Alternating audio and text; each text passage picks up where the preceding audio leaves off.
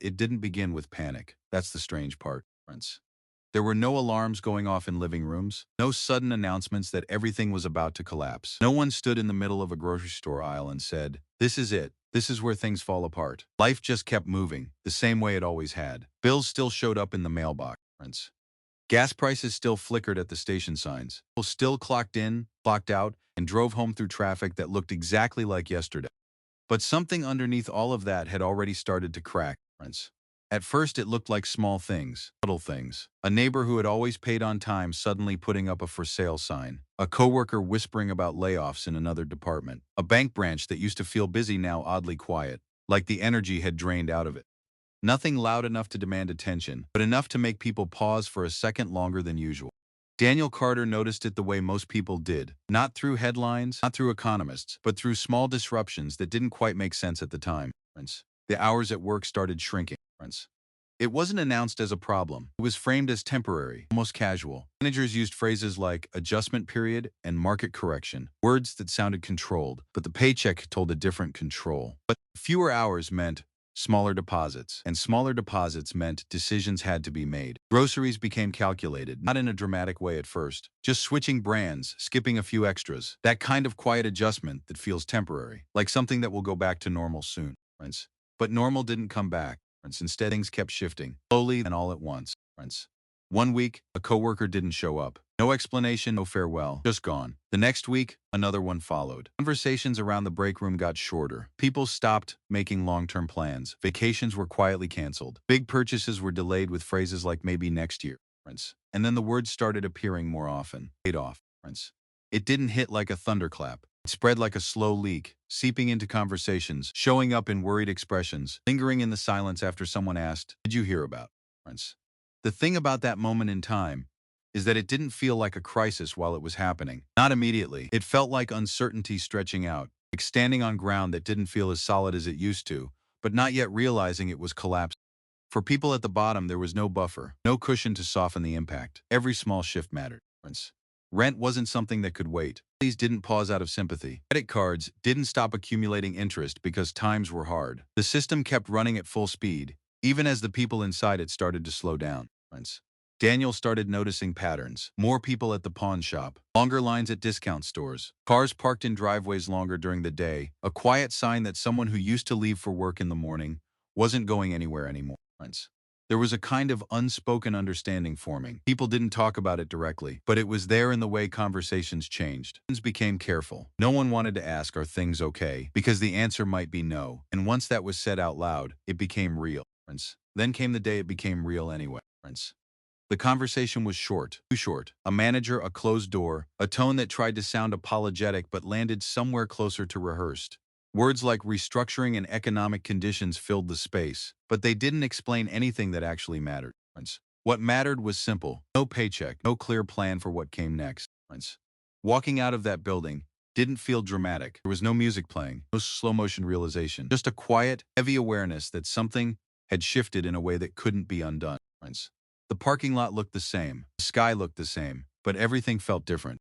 And that's where the real story began. Because the recession wasn't just about numbers dropping on screens or companies losing value. It was about moments like that. Ordinary people stepping out of ordinary buildings into lives that had suddenly become uncertain. The first few days didn't feel like panic. They felt like a break almost. There was time. Time to think, time to plan, time to believe that something new would come along quickly. Patients were sent out with confidence. Zooms were updated. Calls were made. There was still an assumption that the system would work the way it always had. Interview, get hired. Except it wasn't simple anymore. Weeks passed, then more weeks. Responses slowed down, then stopped altogether. Job listings started looking different, fewer and more competitive. Positions that used to attract a handful of applicants were now flooded with hundreds. People with years of experience were applying for roles they would have ignored before. And suddenly it wasn't just about finding a job. It was about surviving long enough to find one. Savings started to shrink, not dramatically at first, but every expense felt heavier. Every purchase carried a question. Is this necessary? Rent day became stressful, not because it couldn't be paid yet, but because it was getting closer to a point where it might not be. That's the thing about financial pressure. It doesn't hit all at once. It builds, layer by layer, tightening gradually until it's impossible to ignore. And outside, the world kept moving, like everything was fine. News reports talked about markets, about bailouts, about institutions that were too big to fail. But for people at the bottom, those phrases didn't translate into anything tangible. There was no bailout for rent, no safety net for groceries, no headline that made the situation easier to handle. It created a strange disconnect. On one side, there were massive numbers being discussed, billions and trillions of dollars, moving around in ways that felt abstract and distant. On the other side, there were individuals trying to figure out how to stretch a few $100s across an entire month. Two completely different realities existing at the same time. Daniel started cutting back harder. The car stayed parked more often to save on gas. Meals became simpler. This out disappeared entirely. Subscriptions were canceled. Anything that wasn't essential got removed. And still, it wasn't enough to feel secure, because the timeline was unknown. No one could say when things would turn around. No one could say how long it would last. That uncertainty became its own kind of weight. They started blending together. Job searching became a routine, but one that felt increasingly frustrating. Sending applications into silence started to feel like shouting into an empty room. And then came the rejections. Not always direct. Sometimes just the absence of a response was enough, but occasionally, there would be a message, light, professional, and final. We've decided to move forward with other candidates, over and over again. Each one small on its own, but together they started to add up. Confidence took a hit. Doubt started creeping in. Was it experience, timing, just bad luck? There were no clear answers. At the same time, the environment around him kept changing. More foreclosure signs started appearing. Homes that used to be lived in now empty, windows dark, and slowly becoming overgrown. Entire streets began to look different, quieter, like something had been taken out of them. Stores started closing, not all at once, but gradually. A shop here, a restaurant there. Signs replaced with out-of-business notices that felt final in a way that was hard to ignore.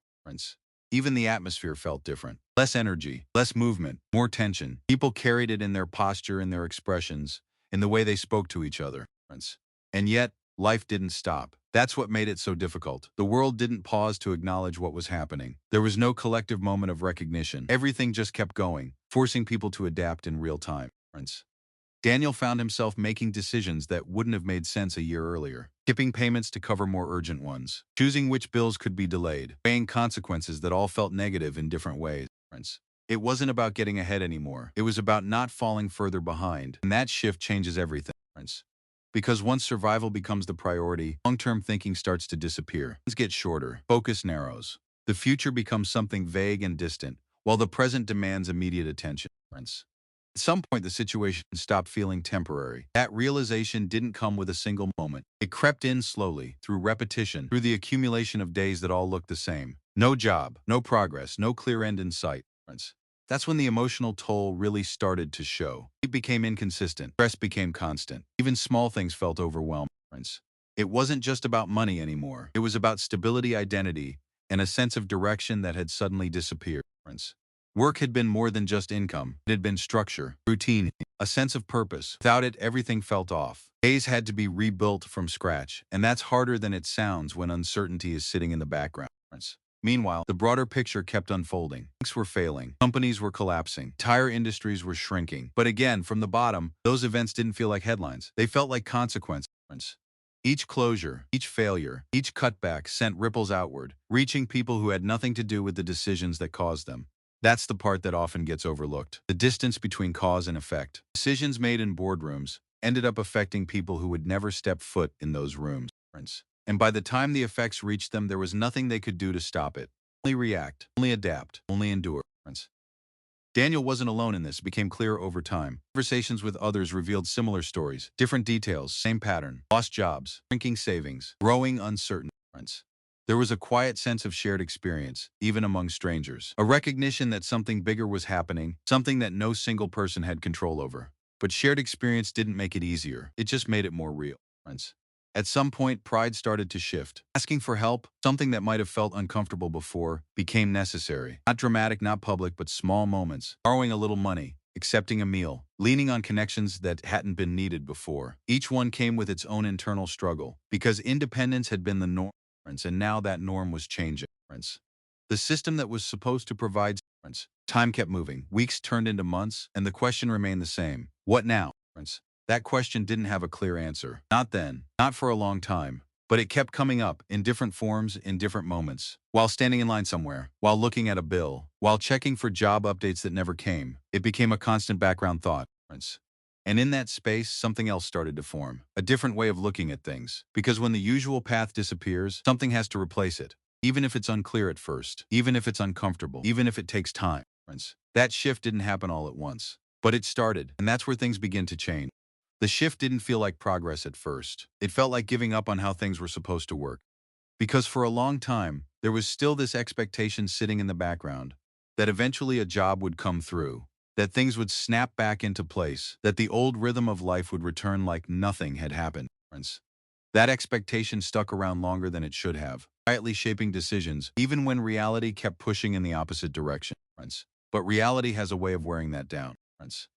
The applications kept going out, but something changed in how they were approached. Stopped being about finding the right opportunity and started becoming about finding any opportunity. Jobs that wouldn't have been considered before suddenly looked necessary. They became secondary. Stability, even temporary, became the priority. And even then, it wasn't easy, because the competition had changed. It wasn't just a few people looking anymore. It was everyone. People with stronger resumes, more experience, better connections, all chasing the same limited openings. The entire landscape had shifted, and it didn't favor anyone who was already struggling.